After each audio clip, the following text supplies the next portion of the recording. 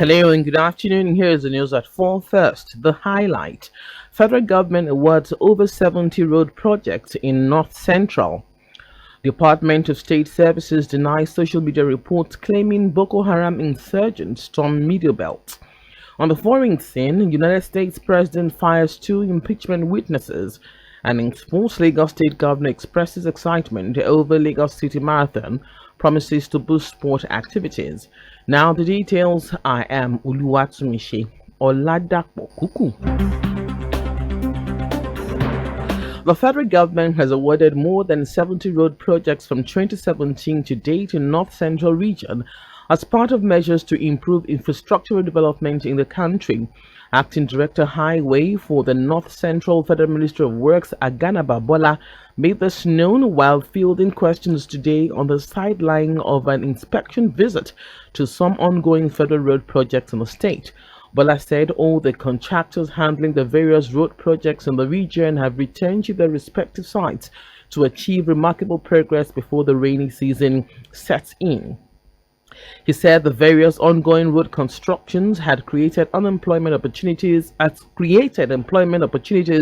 and improved the economy of the areas where the work is in progress. The acting director, who led the team on the inspection of ongoing federal government road projects in Kwara State, reaffirmed the determination of the federal government to further improve on the provision of infrastructure in all parts of the country. As part of the National Bridge Maintenance Program of the federal government, the Federal Ministry of Work and Housing has embarked on the repairs of Falomo Bridge in Lagos. The first phase of repairs, which commenced on January 27, 2020, with milling and resurfacing of the Victoria Island bound, will be completed today, while the second phase of the work will continue on Monday, February 10 to Saturday, February 22. The ministry noted that the third phase of work will involve the replacement of worn-out extension joint. The ministry said, in view of the strategic location of the repairs on the bridge, there will be some inconveniences such as increase in travel time, advising motorists to plan their movement and make use of alternative routes. The Nigerian Shippers Council says efforts are ongoing to improve its service delivery at the nation's ports. Executive Secretary of the Council, Hassan Bello, stated this while receiving a delegation of the International Monetary Fund. He said some of the challenges affecting the port's efficiency include inadequate logistics and deficiencies in the single window clearance process, which need to be accelerated for goods to be discharged quickly. The IMF delegation's visit is an annual checkup on the economy to determine its performance and challenges. Committee of the Indigenous Associations in Lagos State has commended the state government for its initiative on the traffic law on motorcycles and tricycles for security and safety reasons. Speaking during a press conference, its coordinator Rashid Ojikutu said the committee is highly committed to the advancement of the state, adding that this will reduce the rate of security within neighborhoods in the state. We have a responsible government in the state. One of the key responsibilities of the government is to maintain law and order. A situation where the entire state is becoming rowdy, with the damning statistics, like I said, 10,000 accidents in a space of 3 years recorded in General Hospital alone, and the government has come to the rescue. Ojikutu urged the state government to improve the neighborhood watch and expand it to take care of security in the state. Now to the rest of the stories. The Department of State Services has denied social media reports claiming Boko Haram insurgents have stormed the Middle Belt, including the Federal Capital Territory, Abuja, or heading for the south to wreak havoc. The DSS said the alleged hijack of the luxury buses belonging to three major transport companies on the local Jalkena Road by criminals was fake news.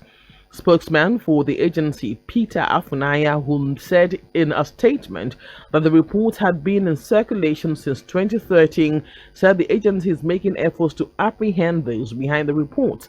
Afunaya, who urged the public to disregard these fallacious narratives and reports in their entirety, reiterated the DSS commitment to ensure adequate protection for the people, government, and critical infrastructure. The federal government has reiterated commitment to intensify effort on tsetse flies eradication to achieve food security in the country. Minister of Science and Technology Ogbonnaya Onu stated that, that for Nigeria to provide livestock to meet the protein needs of the people, certifying eradication is important. Onu called on the National Institute for Trypanosomiasis Research to intensify its research on certify eradication, adding that the president is determined to bring an end to the incessant clashes. Kano State Governor Abdullahi Ganduje has claimed Kano is the most peaceful state in the country. The governor made the comment when he led a Kano delegate to meet with President Muhammadu Buhari in Abuja. According to him, Kano State as of today is the most peaceful state, saying no armed robbery, banditry, tribal conflict, religious conflict, even the few cases of kidnapping and kingpins have been arrested. His comments come amid increasing reports of insecurity across the country. Now to foreign news. United States President Donald Trump has dismissed two senior officials who testified against him at his impeachment trial. The U.S. envoy to the EU, Gordon Sunderland, said he was advised today that the president intends to recall me effectively immediately.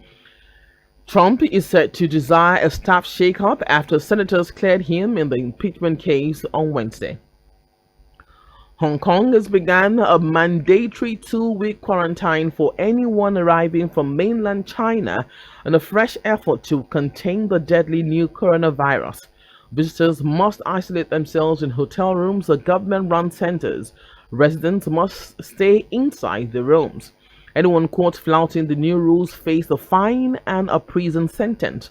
Meanwhile, 772 deaths were recorded in mainland China, including one American. And now, sports. Lagos State Governor Babajide Sanwo-Olu has expressed his excitement over the just concluded Lagos City Marathon.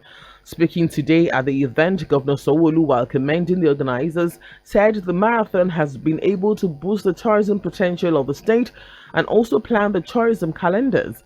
The governor will join the race at Marina to the Eco Atlantic, said his administration will continue to work and prefer ways of boosting sport in the state. A marathon that all the world athletes will come and join us. And this is the beginning of also our tourism agenda. We want Lagos to remain on the tourism master plan of athletes worldwide.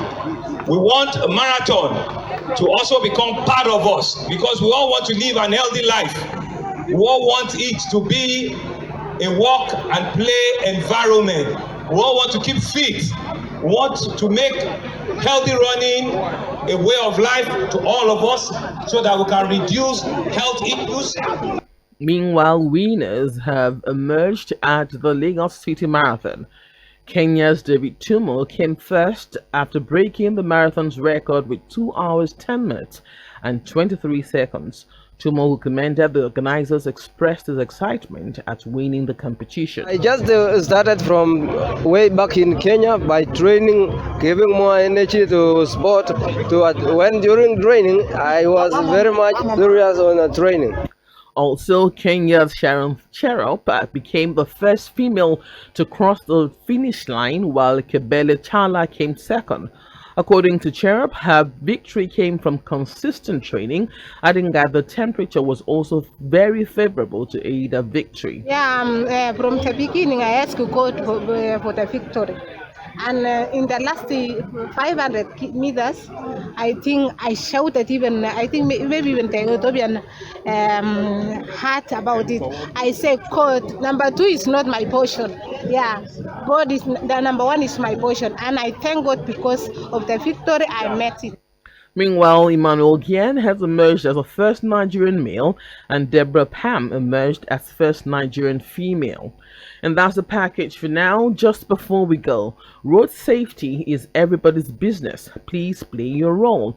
You can listen to Lagos Traffic Radio on our website www.thetrafficradio961.ng and follow us on our various social media platforms: on Twitter at Lagos Traffic 961, on Instagram at Lagos Traffic, and on Facebook Lagos Traffic Radio 96.1 FM.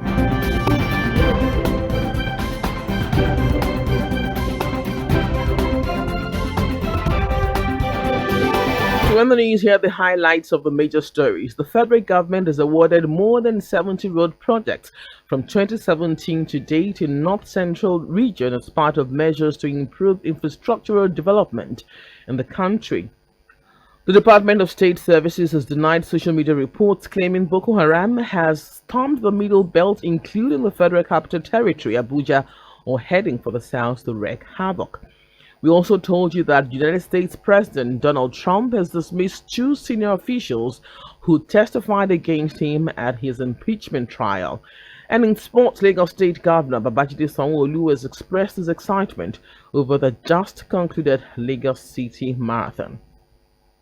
For contact with the newsroom, you can send a message to newsroom@trafficradio961.ng. That ends the news broadcast compiled by Opeyemi Shodunke. I am Oluwatunmise Oladapo Kuku. Good evening.